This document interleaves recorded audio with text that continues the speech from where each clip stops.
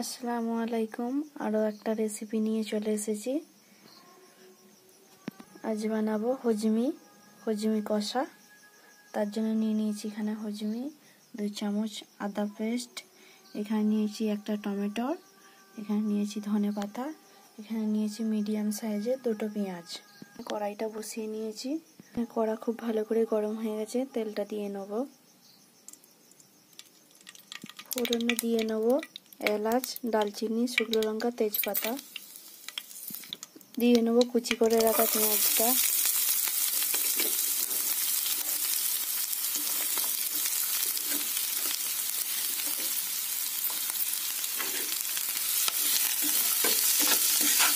খুব ভালো করে ভেজে নেব লাল লাল করে।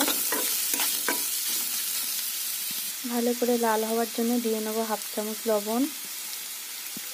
লবণটা দিলে তাড়াতাড়ি লাল হয়ে যায় পেঁয়াজটা। খুব সুন্দর করে ভেজে নেব। পেঁয়াজটা হালকা হালকা লাল হয়ে গেছে। দিয়ে নেব আদা পেস্টটা। ভালো করে ভেজে নেব।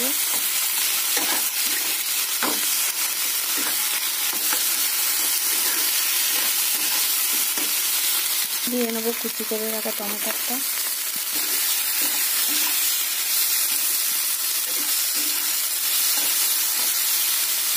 খুব ভালো করে টমেটোটাও ভেজে নেব।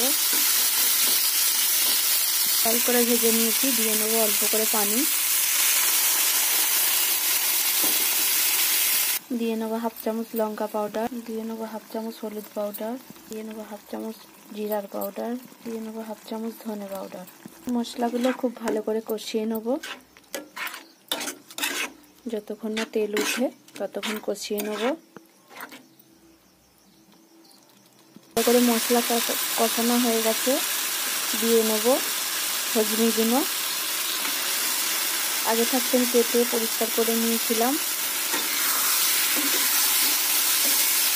খুব ভালো করে কষিয়ে কষিয়ে রান্না করতে হবে।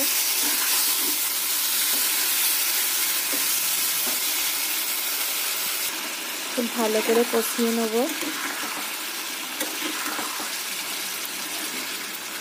একটু চাপা দিয়ে দিয়ে কষিয়ে নেব। দিয়ে নেব চাপা। খুব ভালো করে তেল উঠে গেছে হজমি থেকে। অল্প করে পানি দিয়ে নেব সিদ্ধ হওয়ার জন্য। পানি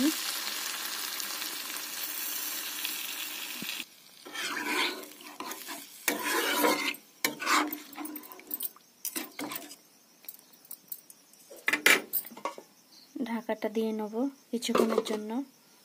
খুব ভালো করে হয়ে গেছে। ওপর দিয়ে কুচি করে ধনেপাতাটা দিয়ে দেবো।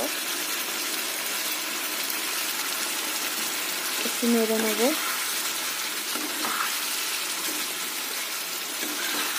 খুব সুন্দর একটা গন্ধ বেরিয়েছে। আপনারা বাড়িতে এরকম রেসিপি অবশ্যই বানাবেন। একদম রেডি। ঢেলে নেবো একটা প্লেটে। একদম রেডি হজমিটা। রেসিপিটি ভালো লাগলে লাইক করবেন, শেয়ার করবেন, কমেন্ট করবেন, সাবস্ক্রাইব করবেন। Please please please. আল্লাহ হাফেজ।